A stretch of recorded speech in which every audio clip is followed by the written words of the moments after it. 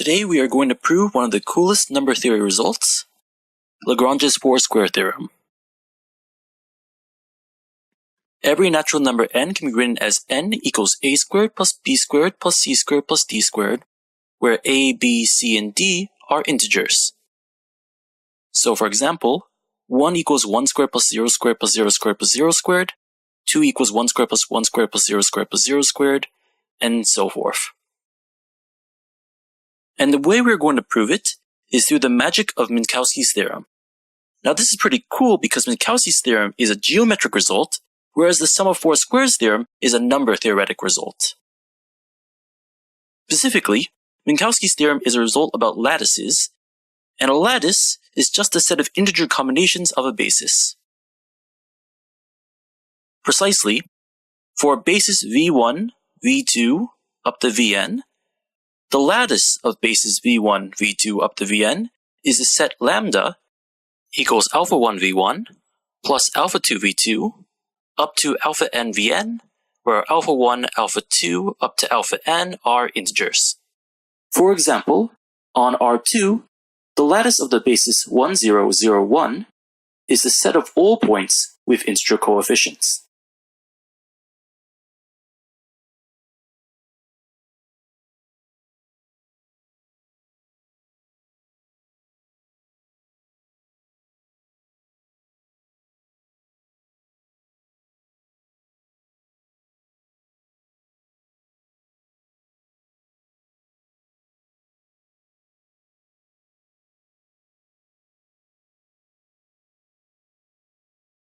Of course, no one said that our bases need to be orthonormal.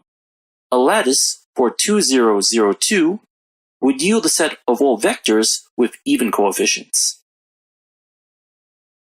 Whereas the basis of sine 22.5 degrees, cosine 22.5 degrees, cosine 22.5 degrees, and negative sine of 22.5 degrees would yield a rotated grid.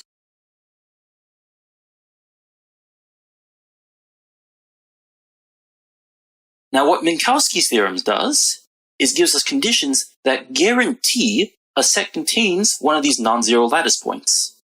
And the conditions are really intuitive. Just consider pouring batter evenly on top of a hot plate.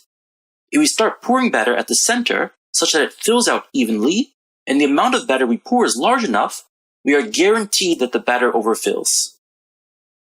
Minkowski's theorem captures the same idea. Just think of it as a form of pigeonhole principle, but for lattices. The first condition of Minkowski's theorem is that our set X needs to be centrally symmetric, or symmetric with respect to the origin. Formally, for every x in X, minus x is also an X. The second condition is that our set needs to be convex. For every x and y, all points on a line connecting x and y must also lie in the set. Precisely, for every x and y in X and t in 0, 1, x plus t times y minus x lies in X. Note that a set satisfying central symmetry and convexity is going to force our set to contain the origin. This is easy to see. For any x in our set, minus x is also in our set. So by convexity, x plus 1/2 of minus x, which is just the same thing as 0, is also in the set.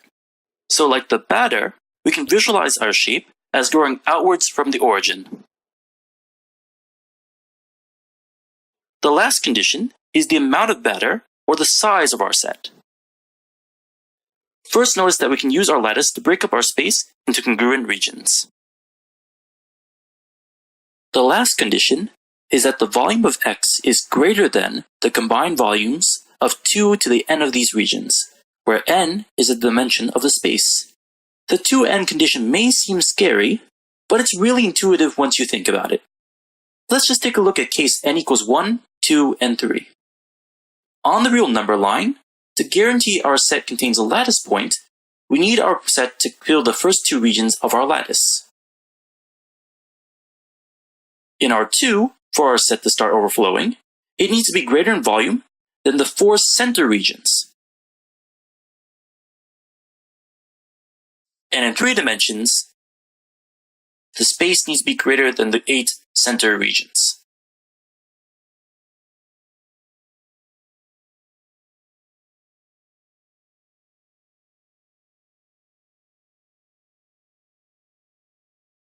From these diagrams alone, you can see why I refer to Minkowski's theorem as a form of pigeonhole principle.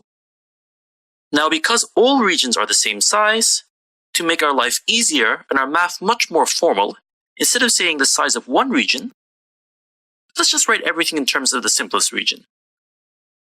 The fundamental region F, where F is equal to alpha 1 V1 plus alpha 2 V2 up to alpha n Vn, where each AI coefficient is just bounded between 0 and 1. Together, we have Minkowski's theorem. Let lambda be a lattice in Rn with fundamental region F.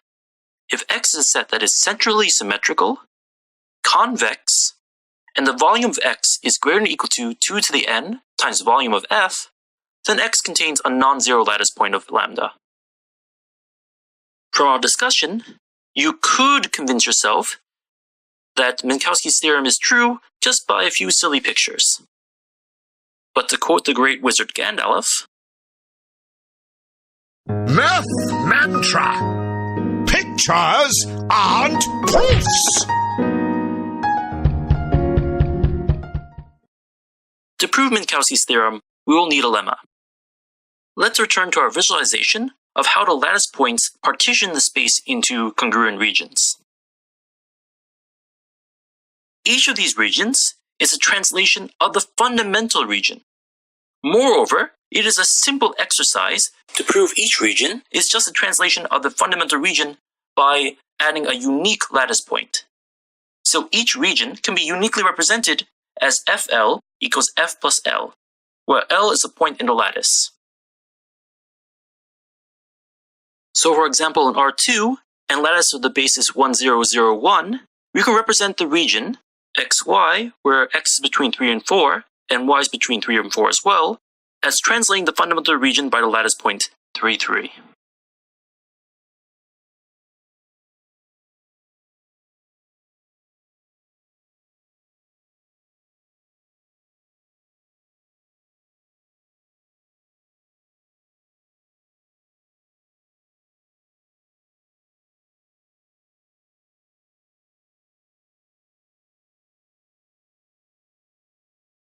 This gives us the unique representation F33.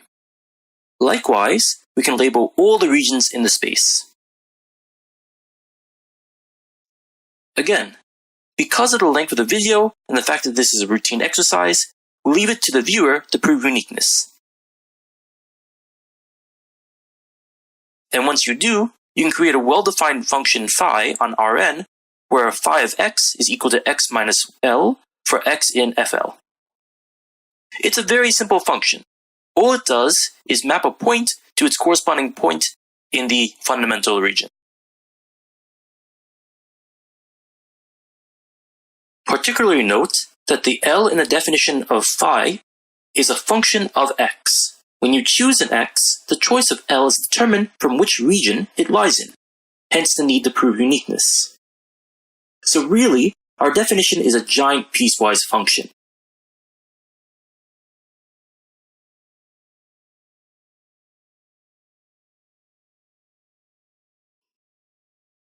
But for conciseness and professionalism, let's leave as is.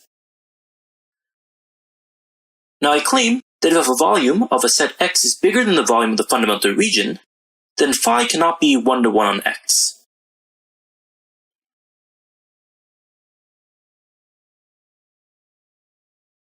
This should be intuitive.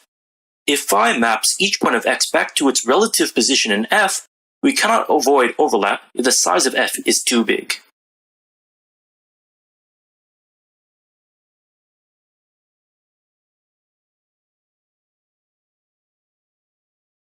Let's make this into a rigorous proof. Lemma. If volume of X is greater than the volume of the fundamental region F, then phi is not 1-to-1 on X. Proof. Let's prove the contrapositive. If phi is 1 to 1 on x, then volume of x is less than or equal to volume of f.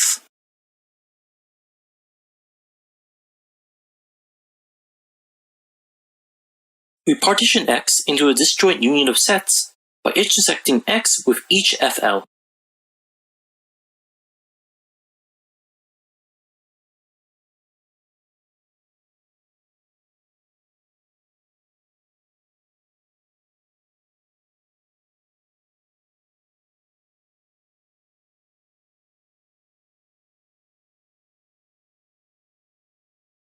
Then,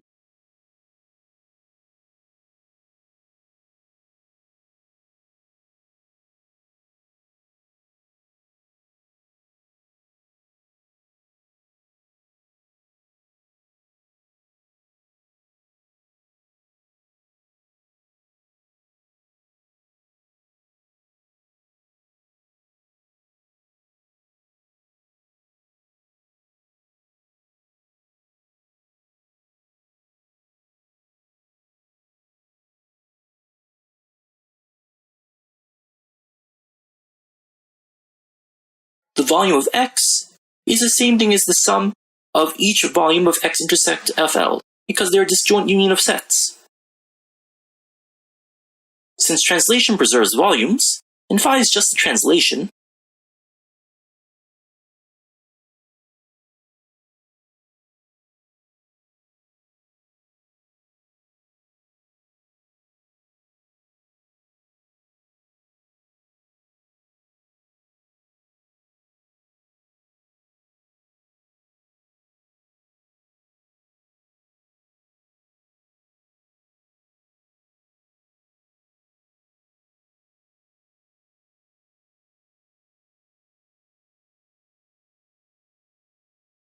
the volume of each piece of X is preserved after mapping by phi.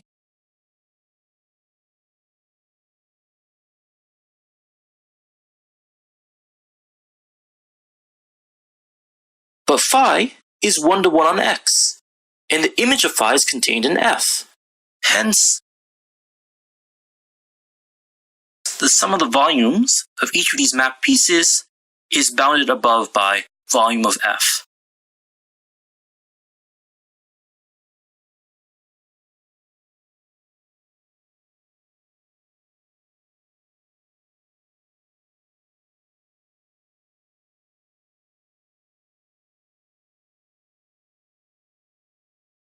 Thus, volume of X is less than or equal to volume of F.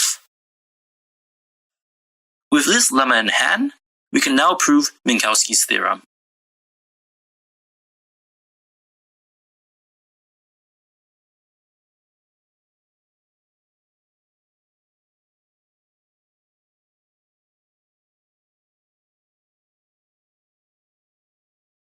The way we're going to prove Minkowski's theorem is first we're going to consider the lattice form from doubling the basis vectors. Then, we'll use our lemma to find 2 points that correspond to the same point in the fundamental region of 2 lambda. Finally, we'll show that half the difference of these points is a non-trivial lattice point in X, completing the proof. Proof. For a lattice lambda of basis B, consider the lattice 2 lambda formed from the basis 2b. The fundamental region of 2 lambda is 2f, and from linear algebra, we know that scaling a space by 2 scales the volume by 2n. Remember, it is just a scaling of each column of a determinant.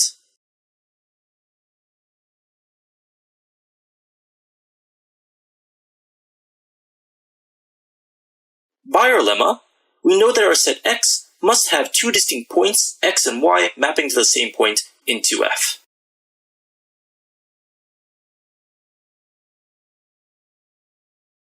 I claim that the difference vector X minus Y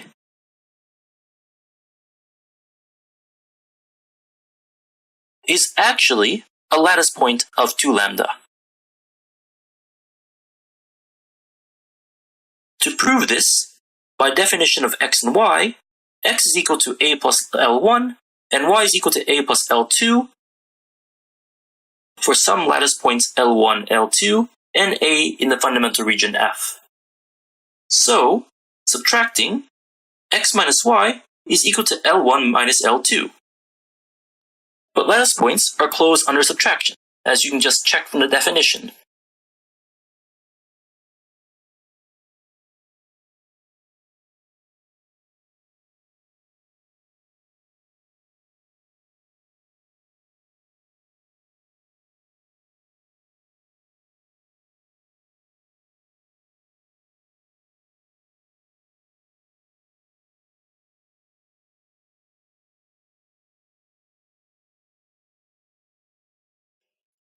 Moreover, since x and y are distinct, x minus y is a non-trivial lattice point.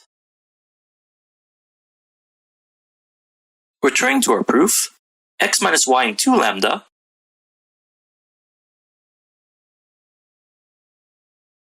implies x minus y over 2 is in lambda. So all we have to prove is that this non-trivial lattice point is actually in x, and we are done. But y is in x implies negative y is in x by central symmetry.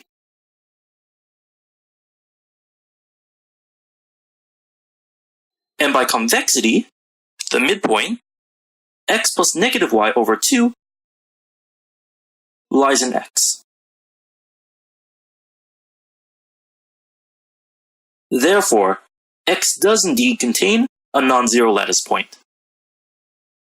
Now that we proved our main tool, let's return to Lagrange's sum of four squares theorem. But before we begin our proof, let's try and make our lives easier. I claim we don't have to prove the sum of four squares theorem for every natural number n. To quote the great Gandalf, Math mantra.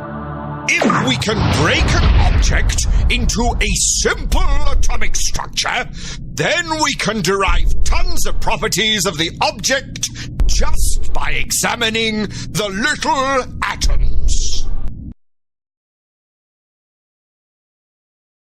and the atoms of all natural numbers are just the primes. And I claim that to prove the general Lagrange theorem,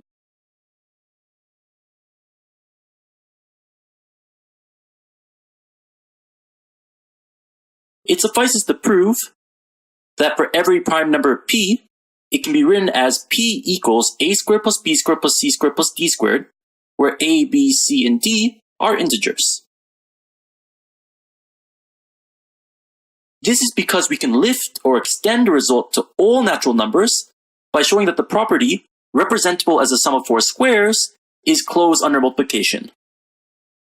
Or precisely, if a equals a1 squared plus a2 squared plus a3 squared plus a4 squared, and b is equal to b1 squared plus b2 squared plus b3 squared plus b4 squared, where a1, a2, a3, a4, b1, b2, b3, b4 are integers, then there must exist c1, t2, c3, c4 that are integers such that a times b is equal to c1 squared plus c2 squared plus c3 squared plus c4 squared.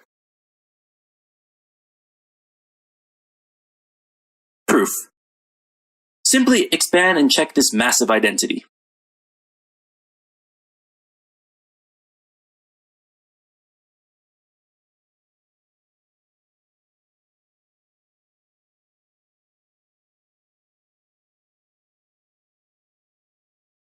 For example, to find a way to represent 143 using a sum of four squares, we can break 143 into the primes 11 and 13. 11 is equal to 3 squared plus 1 squared plus 1 squared plus 0 squared, whereas 13 is equal to 3 squared plus 2 squared plus 0 squared plus 0 squared. Then by applying the preceding identity,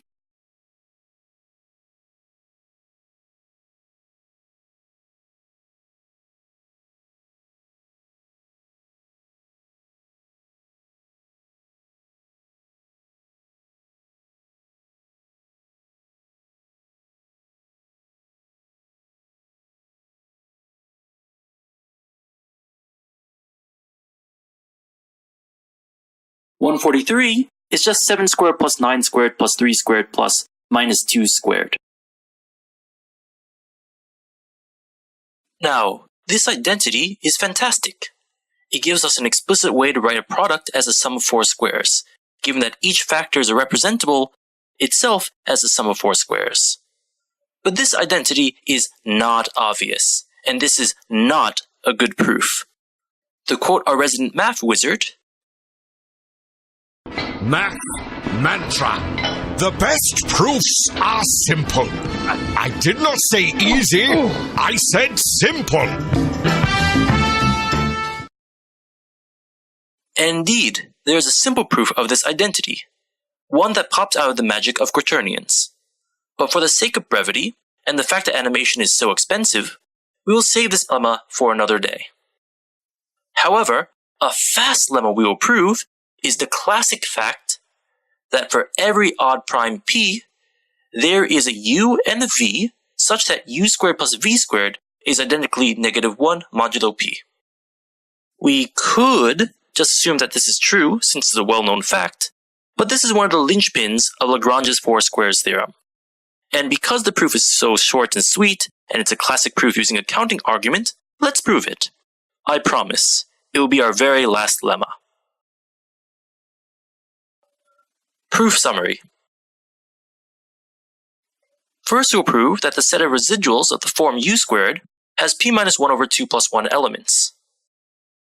Then we'll prove that the set of residuals of the form minus 1 minus u squared also has p minus 1 over 2 plus 1 elements. The two aforementioned sets have more than p elements together, so they must share one in common. Proof. Consider the set of squares S of the elements of Zp.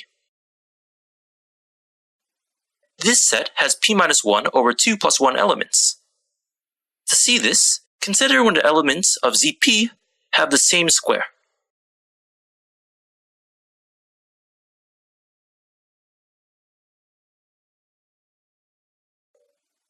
This implies that x minus y times x plus y is identically 0 modulo p.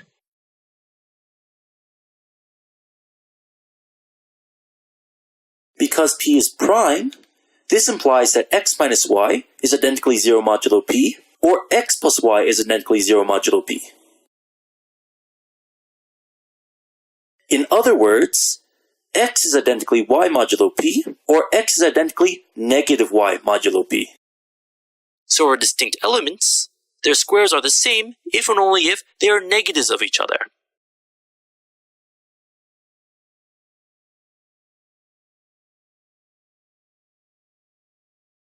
And because p is odd, x and negative x are distinct as long as p does not equal 0.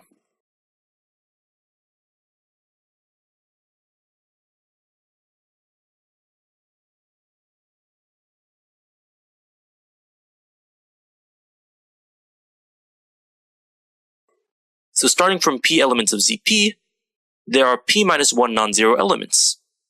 Dividing by 2 yields the number of x comma negative x pairs that map to a distinct square.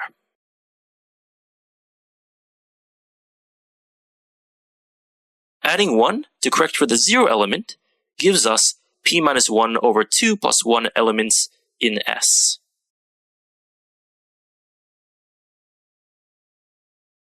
Now consider the set of elements of the form A equals -1 minus u squared, where u is in Zp.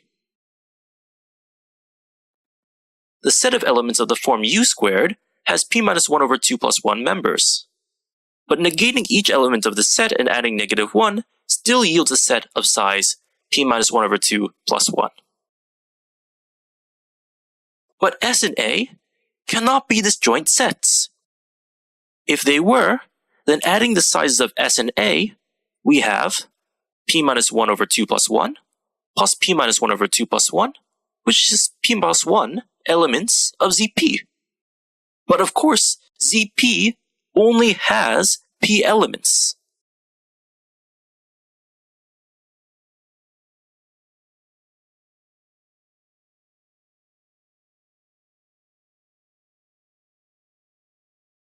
Therefore, there is some element S in both sets.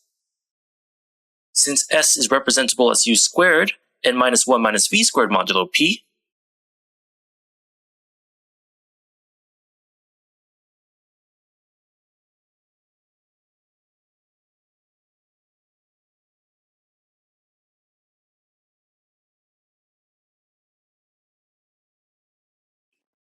we can equate these forms together to get u squared is identically negative 1 minus v squared modulo p, or in other words, u squared plus v squared is identically negative 1 modulo p for some u and v.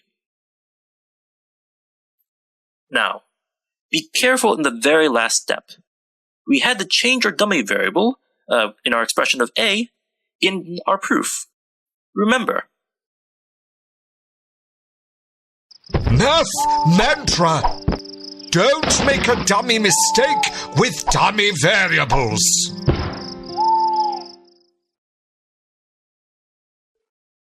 we had to change our dummy variable in a to capture the intent that a number is representable in the form u squared and 1 minus u squared.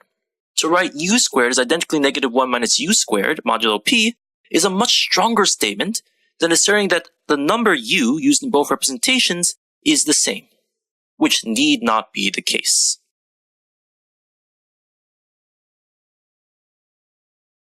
So, as a quick example of the lemma, consider Z7 equal to 0, 1, 2, 3, 4, 5, 6.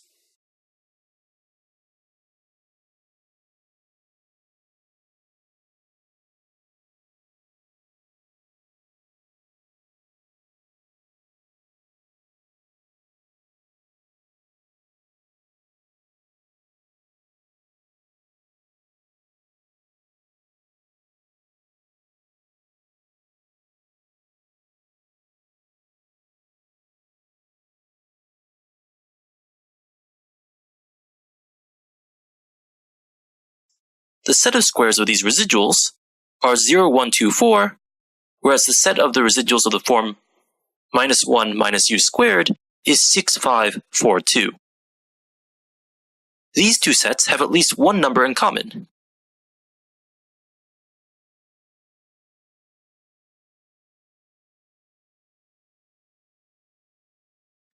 And indeed, you can represent a number like 2 as 2 identically 4 squared modulo 7, and 2 identically negative 1 minus 5 squared modulo 7.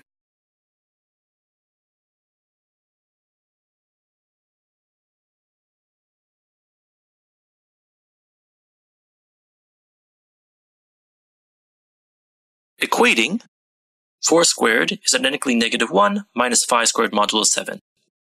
Hence, 4 squared plus 5 squared is identically negative 1 mod 7.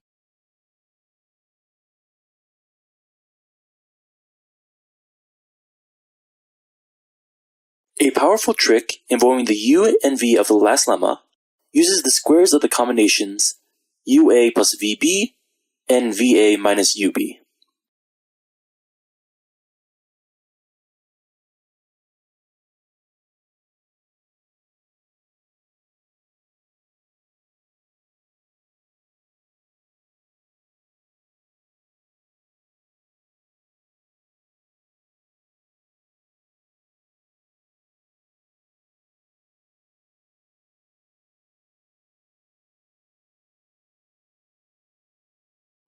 We can add them to get ua plus vb squared plus va minus ub squared equals u squared plus v squared times a squared plus u squared plus v squared times b squared.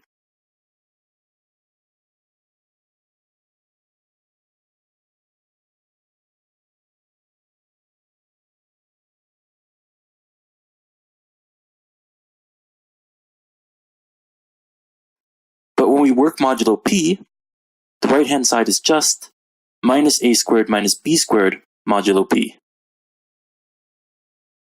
This is the final ingredient that we need for our proof.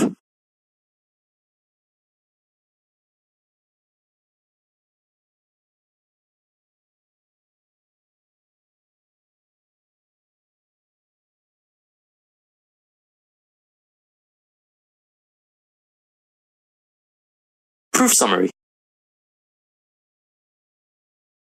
To prove our theorem, it suffices to find an x1, x2, x3, and x4 such that x1 squared plus x2 squared plus x3 squared plus x4 squared is identically 0 modulo p. We will also need to show that x1 squared plus x2 squared plus x3 squared plus x4 squared is less than 2p. To satisfy condition 1, by the preceding lemma, it is sufficient to satisfy a certain condition, and this condition will define a lattice. Condition 2 simply means that x lies in a four-dimensional bowl of a radius square root of 2p. Finally, just apply Minkowski's theorem to this lattice and this bowl.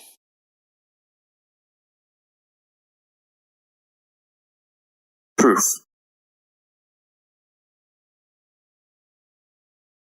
Since the case p equals 2 is obvious, it's just 1 squared plus 1 squared plus 0 squared plus 0 squared, we only need to prove the theorem for the case p is odd.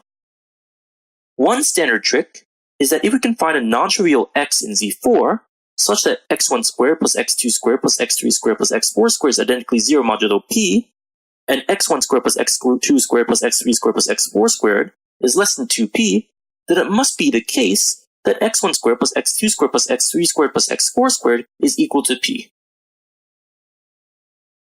In other words, if you know your number is a multiple of p, and it's not 0 and it's less than 2p, then it must be p.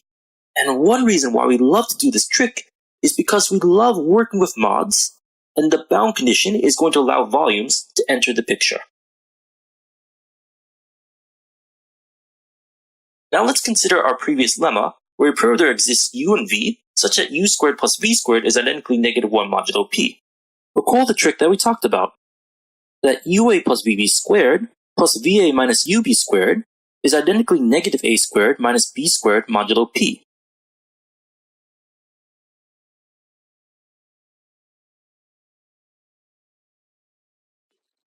So in the case of a equals x1 and b equals x2, ux1 plus vx2 squared plus vx1 minus ux2 squared is identically negative x1 squared minus x2 squared modulo p.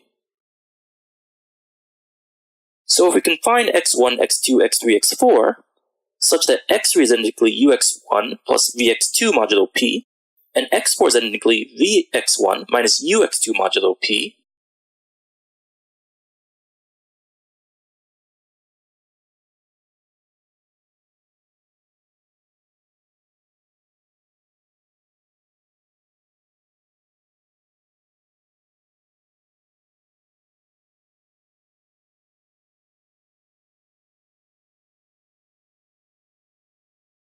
then x1 squared plus x2 squared plus x3 squared plus x4 squared is identically x1 squared plus x2 squared minus x1 squared minus x2 squared, which is identically 0 modulo p.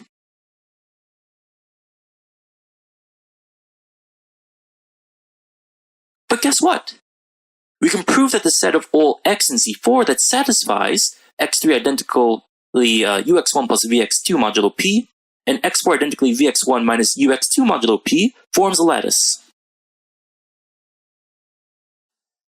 It's simple to see. Define S equal to x in Z4 such that x3 is identically ux1 plus vx2 modulo p, and x4 is identically vx1 minus ux2 modulo p, and consider an arbitrary vector x in this set.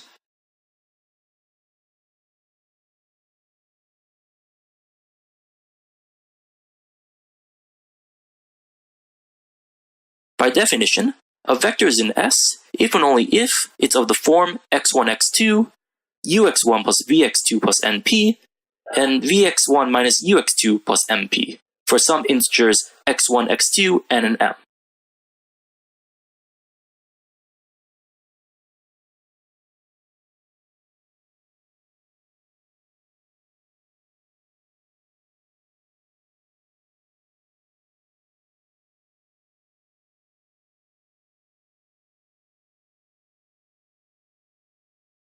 Separate the x1, x2, n, and m terms.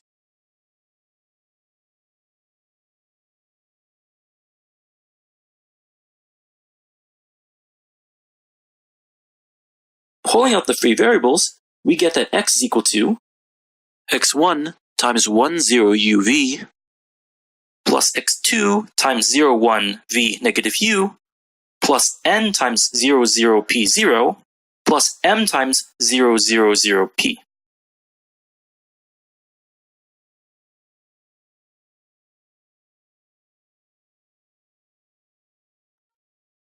But because x1, x2, n, and m are arbitrary integers, S is identically the same set as the lattice, lambda equals alpha 1 times 1, 0 uv plus alpha 2, 0, 1 v negative u plus alpha 3, 0, 0 p 0 plus alpha 4, 0, 0, 0 p, where alpha 1, alpha 2, alpha 3, alpha 4 are arbitrary integers. So lattice points of lambda satisfy conditions 1.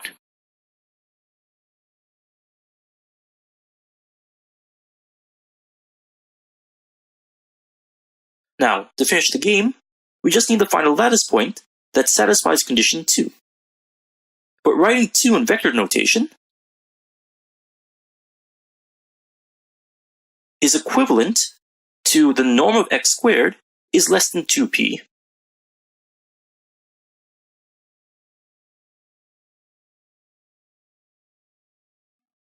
And rooting, that just says the norm of x squared is less than square root of 2p.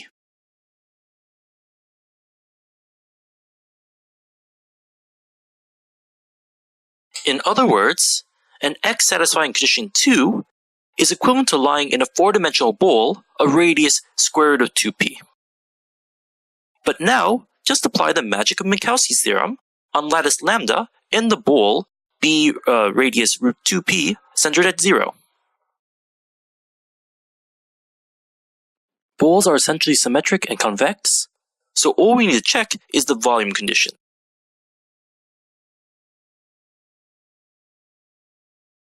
But the volume of the fundamental region of lambda is just determinant of 1, 0 uv, 0, 1 v negative u, 0, 0 p 0, and 0, 0, 0 p.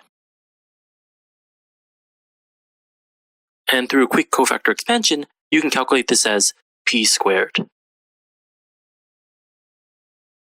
Moreover, recall or Google, the volume of the 4-dimensional bowl is 1/2 pi squared times r to the 4th.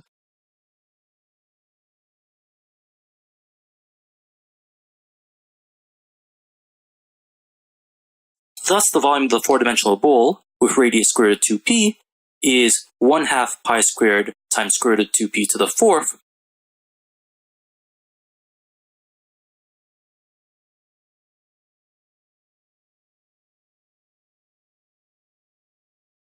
which is the same thing as 2 times pi squared times p squared. And because 2 times pi squared times p squared is greater than 16p squared, where 16 is 2 raised to the 4th power, which is the dimension 4, Minkowski's theorem holds and asserts the existence of a point satisfying 1 and 2. This completes the proof. Awesome! Thanks for your time, and I hope you found this proof beautiful and enlightening.